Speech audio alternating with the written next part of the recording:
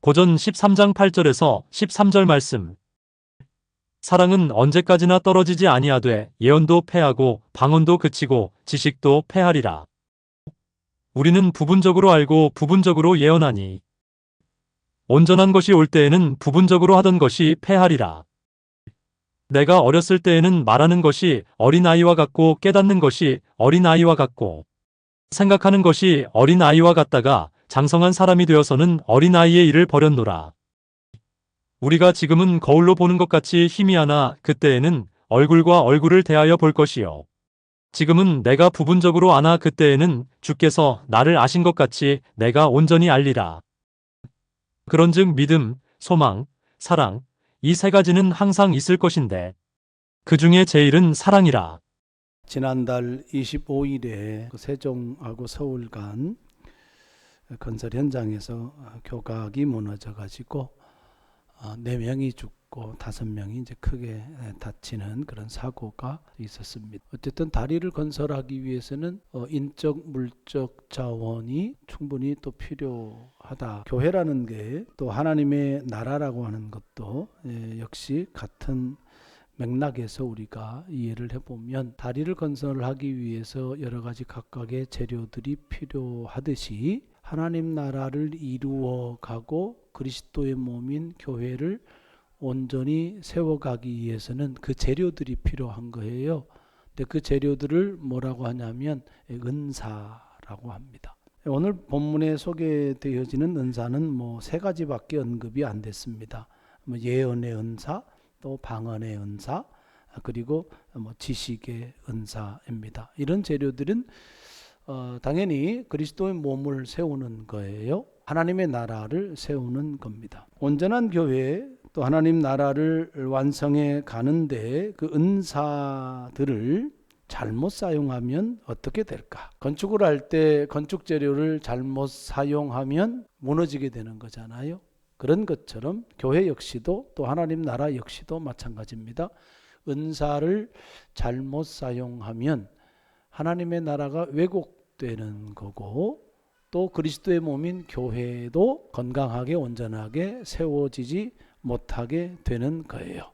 오히려 잘못 사용되는 은사는 교회를 온전하게 세우는데 장애물이 되는 거고 하나님의 나라를 완성해 나가는데 걸림돌이 되어진다 하는 겁니다. 하나님 나라가 완성되고 온전한 교회가 세워지더라도 영원히 사라지지 않고 존재하는 것이 있다는 것이 이제 오늘 본문 말씀의 핵심입니다. 하나님의 나라가 온전히 이루어지면 필요 없는 것들이 또 있다. 마치 완성된 다리에 다른 재료들이 필요할까요? 완성된 다리에 시멘트가 필요합니까?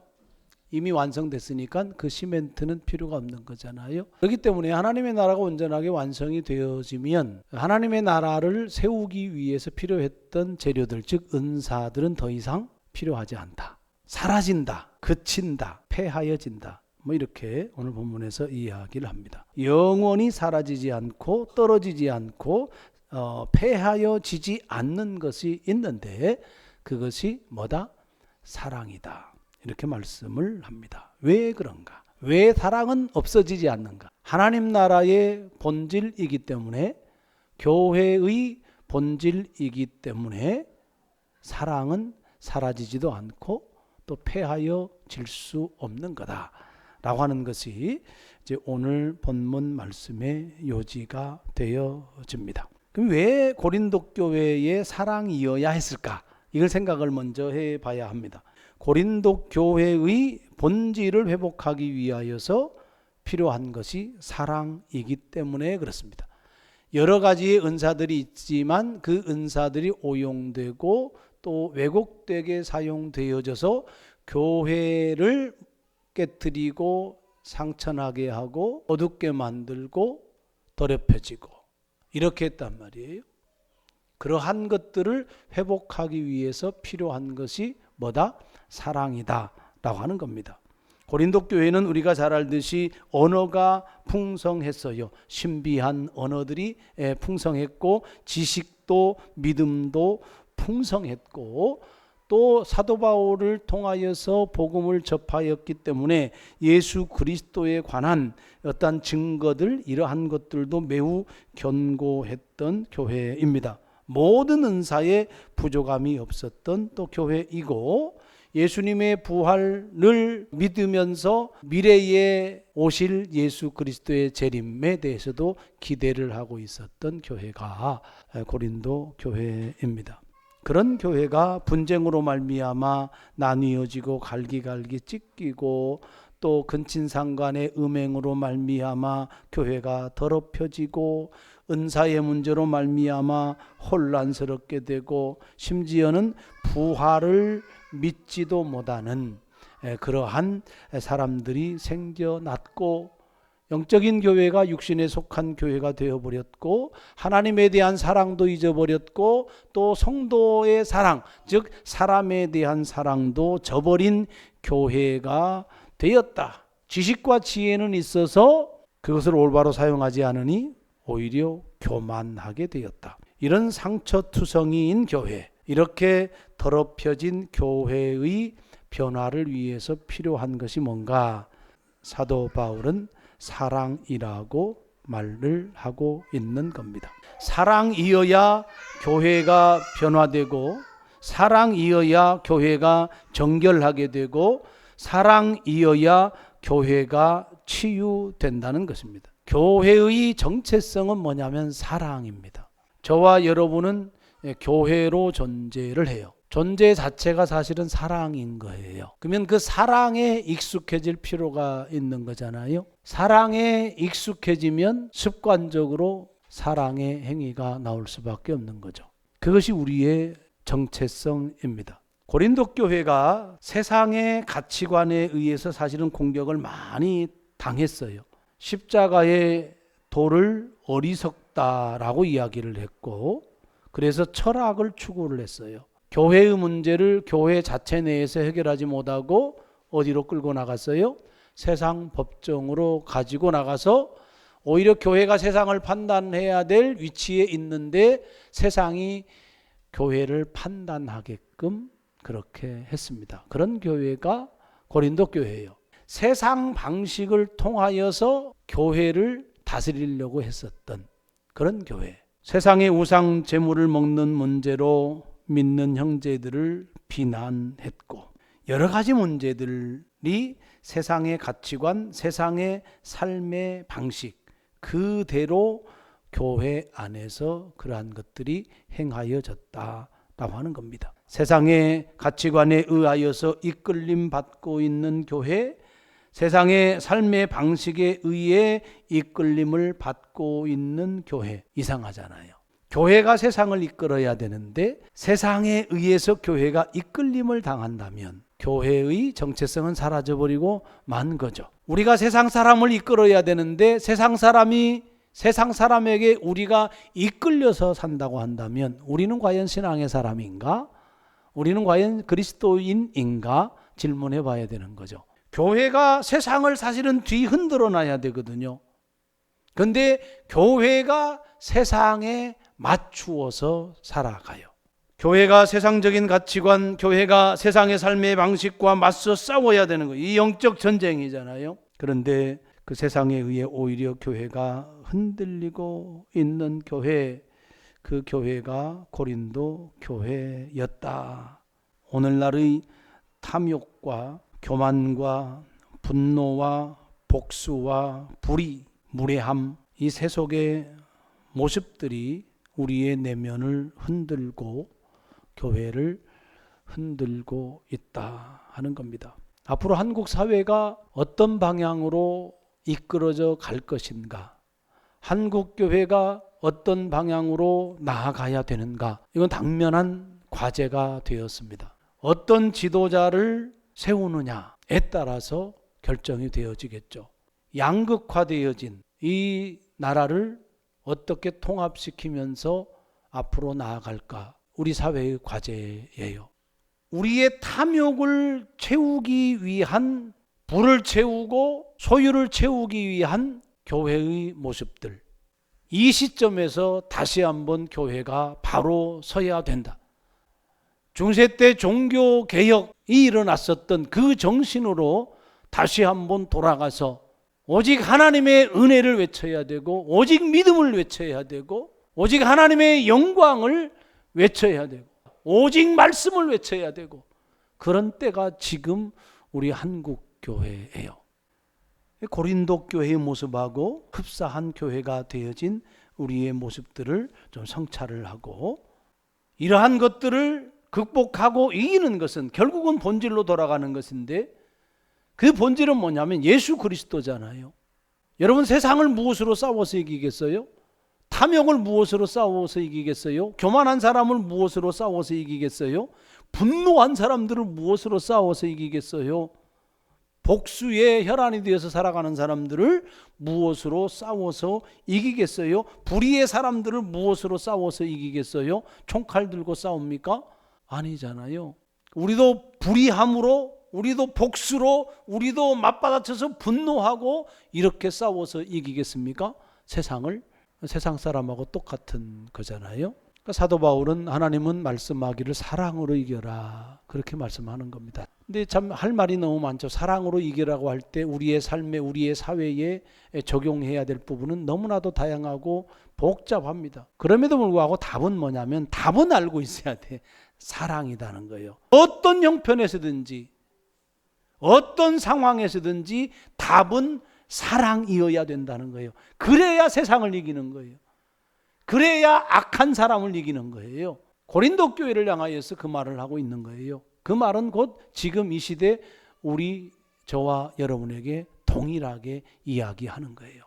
사랑이 능력이고 사랑이 변화의 힘이 되어지는 겁니다. 8절 말씀, 사랑은 언제까지나 떨어지지 않는다.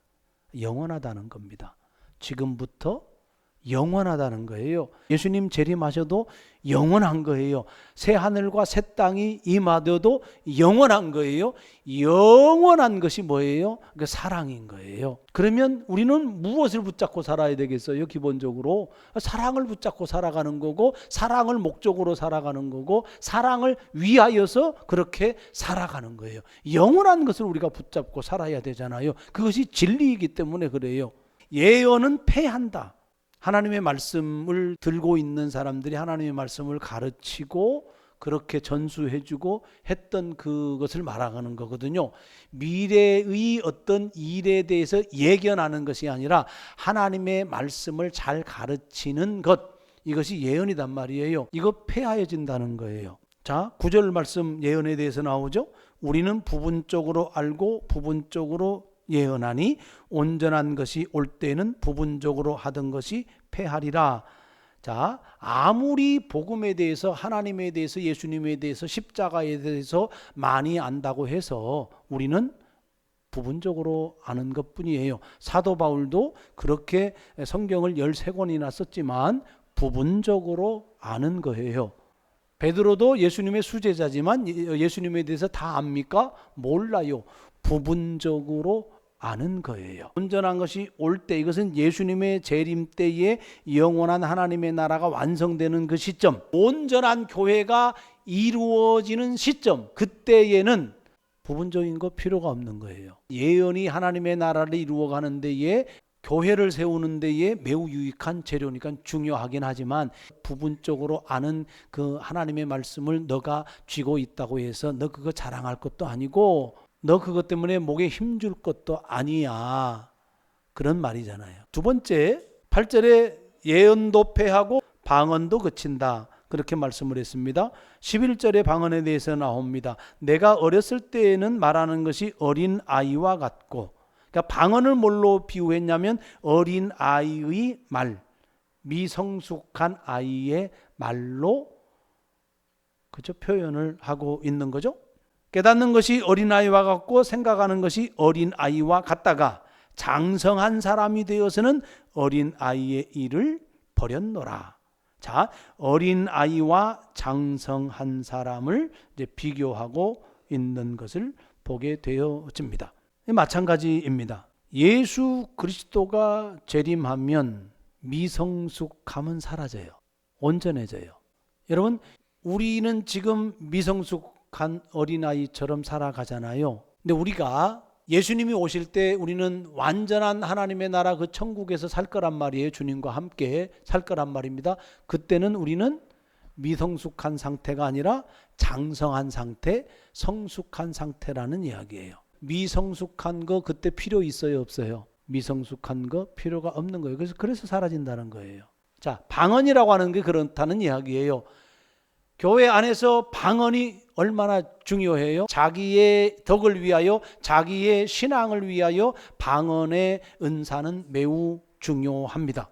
유익한 거예요. 자기 신앙 성장을 위하여 매우 유익한 은사가 방언의 은사예요. 대개 보면 방언 받았다라고 하면서 무엇을 확신하냐면 나도 구원 받았으라고 하는 확신감을 가져요. 방언을 받아야지만이 구원을 얻는다라고 주장했었던 그 이단이 있었는데 그것이 이초석이에요. 근데 그렇지 않아요. 방언은 그냥 은사에 불과해요. 그런데 실제로 방언의 은사를 받으면 뭔가 하나님과 연결이 되고 내 안에 믿음이 있는 것 같고 구원의 확신도 생기고 그런 유익이 있는 거예요. 그럼 교회에 도움이 되겠습니까? 안 되겠습니까? 교회를 세워가는데 매우 도움이 되는 거예요. 그런데 그 방언의 은사를 받았다고 이제 14장에 예언의 은사 받은 사람을 깔보고 무시하고 이런 현상들이 교회 안에서 일어나니 형제와 형제끼리 자매와 자매끼리 어떻게 해요?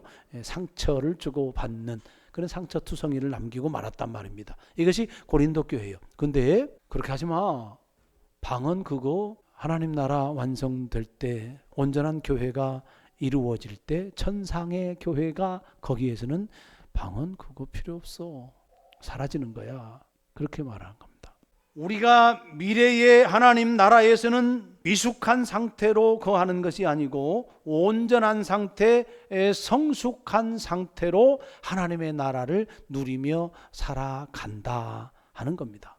마지막 8절에 지식도 패하리라. 그 지식을 12절에 말씀을 합니다.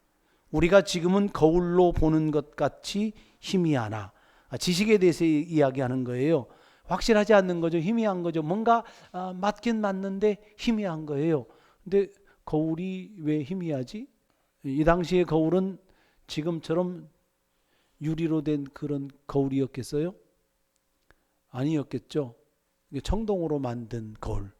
그러니까 닦아도 그 얼굴을 봐도 얼굴이 잘 안 보일 거란 말이에요. 지식이라고 하는 게 그런 거예요. 성경에 관련되어진 책들이요. 10년 전에 그 생각했어요. 야, 이런 새로운 책들이 이렇게 많이 나오네. 깜짝 놀랐어요.